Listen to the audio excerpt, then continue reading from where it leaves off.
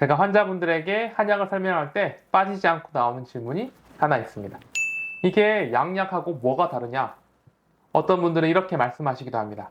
양약은 병을 치료하는 약이고 한약은 체질을 바꿔주는 약 아니냐.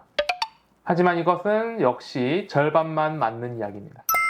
그래서 오늘은 양약과 한약의 치료 방식의 차이를 아주 쉽게 설명해 드리려고 합니다. 안녕하세요. 고난이원 원장 권기중입니다. 두 약의 차이점을 한마디로 말하면 이겁니다. 양약은 꺼버리고 한약은 조절한다. 이게 무슨 뜻일까요? 말하자면 양약은 특정 증상이 있을 때 그 증상을 유발하는 스위치를 꺼버립니다.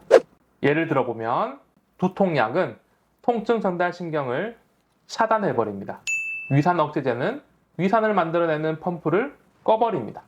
진정제는 뇌 흥분을 억제하는 가바수용체를 자극해서 뇌 활동을 줄여버립니다. 이렇게 양약은 단일 타켓, 빠른 차단, 즉 스위치를 꺼서 증상을 멈춰버리는 방식으로 작용합니다. 그래서 효과는 빠르지만 투약을 중단하면 다시 증상이 생기거나 혹은 부작용이 따르기도 합니다. 반면 한약은 스위치를 당장 끄기보다는 다이얼을 조절하듯이 몸의 상태를 전체적으로 조절하면서 증상을 없애줍니다.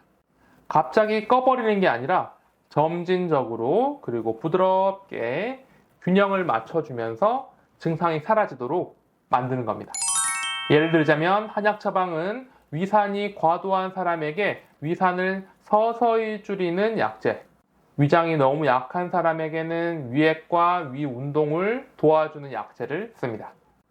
두통의 경우에도 두통, 통증 자체를 억제하기보다 혈류, 자율신경, 근육의 긴장 등 복합적인 요소를 함께 조절하는 약성분이 들어가게 됩니다.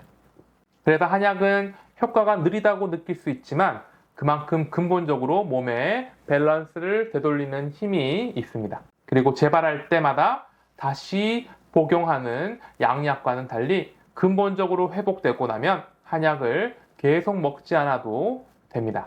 그래서 어떤 환자가 회복하는데 걸린 전체 치료 기간을 따져봤을 때는 오히려 한약이 더 짧을 때도 많습니다. 제가 한 가지 예를 들어볼게요. 어떤 분이 위산가다로 인해 역류성 식도염을 앓고 있다고 해볼게요.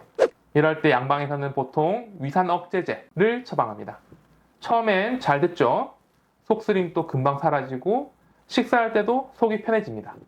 하지만 몇 달 이상 위산 억제제를 복용하면 위장의 산도가 낮아져서 오히려 소화력이 떨어지게 되고 장내 세균 균형이 무너져서 장 트러블이나 피로감이 생기게 됩니다.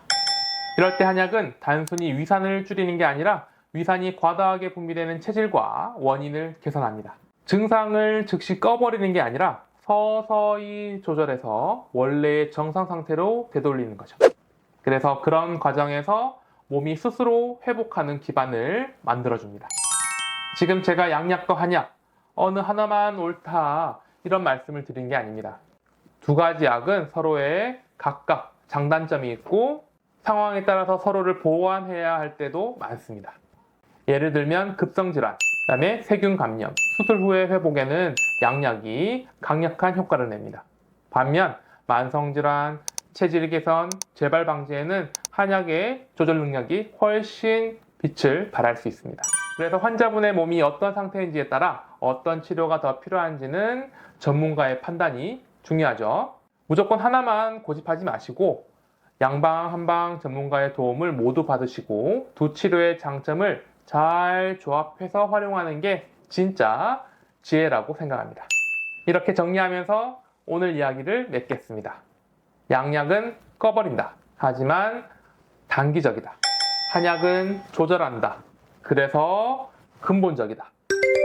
구독, 좋아요, 알림 설정 부탁드리고요.